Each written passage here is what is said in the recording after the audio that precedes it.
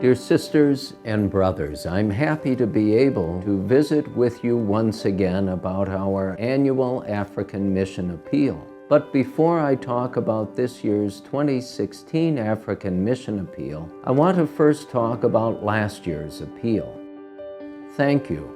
Thank you for your very generous response to my appeal for your prayers and your financial support. Because of your prayers, our ministry in Kisi, Kenya, East Africa is flourishing in so many ways. And because of your remarkable financial generosity, last year we raised over $400,000 for the first time. I am extremely grateful to you for your sharing of your time, talents, and treasure with our African brothers and sisters.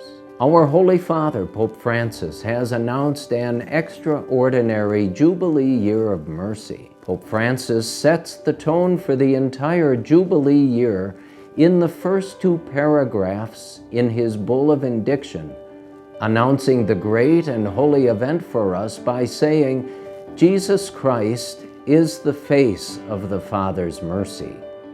Each one of us is called to be his instruments of mercy and healing in the world. The theme chosen for our 2016 African Mission Appeal is this: showing the face of God's mercy. We are called upon to show mercy to the poorest of the orphans who have lost both of their parents to the AIDS epidemic in Africa. We are very fortunate to have workers on the ground who are working on our behalf. Brent and Jessica Nasland and their two children, Cameron and Chloe, are serving our sisters and brothers who are most in need of our assistance. What we do is we look at many different things that we need to do to support children to go to school.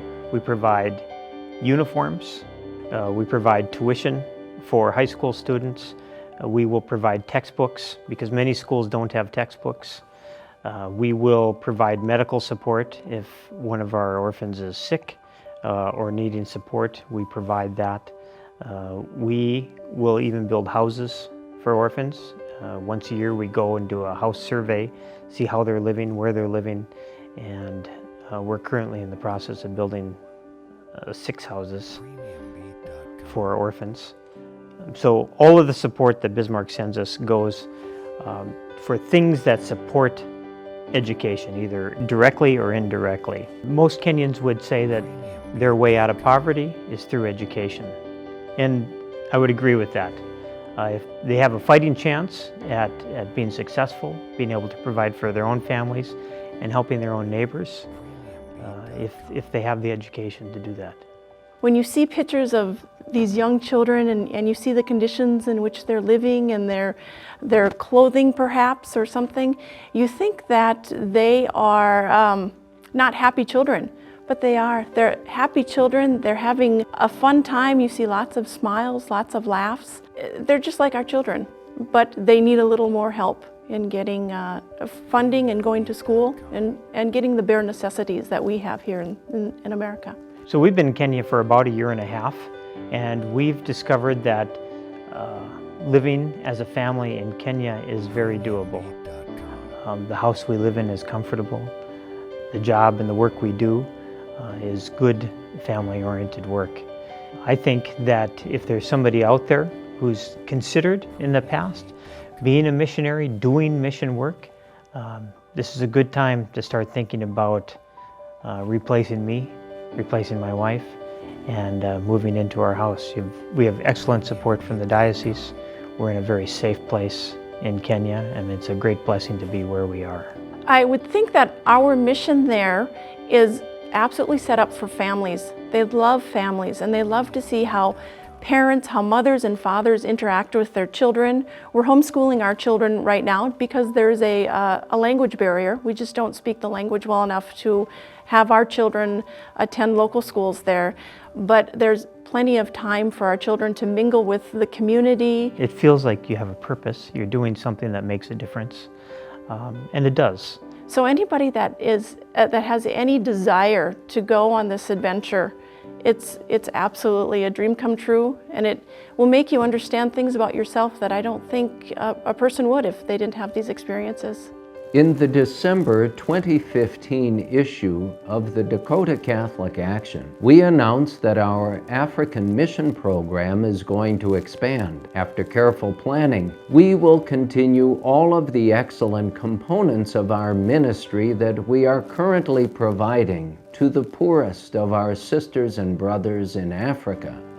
And we will now also be able to expand our ministry. We will continue to provide monthly assistance to over 350 AIDS orphans that include wellness health checks, school tuition fees, school uniforms, textbooks, and a small living allowance of $5 per month to buy cooking oil, sugar, and kerosene for their lamps, so that they can study in the evenings. And now we will expand this assistance in a nearby parish where an additional 50 to 60 AIDS orphans will be able to improve their lives. We will continue our Kids Raising Cows program, in which our older students with good grades will receive a heifer, and when it produces its first calf, that calf will be given to another orphan. The orphans will be able to use the money from the sale of future calves to help them and their families. And we will also expand this program to support widows in our parish so they can become more self-sufficient in caring for their children and their other relatives who live with them.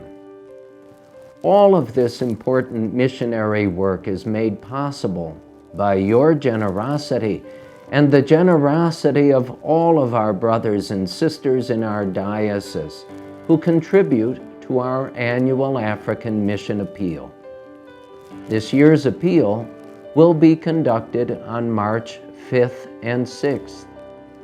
I invite you to join me once again this year to offer your prayers and your generous financial support to our African Mission Appeal so that Brent and Jessica can keep our expanding programs growing by showing the face of God's mercy to our poorest sisters and brothers in Kisi, Kenya, East Africa. Please give as generously as you can.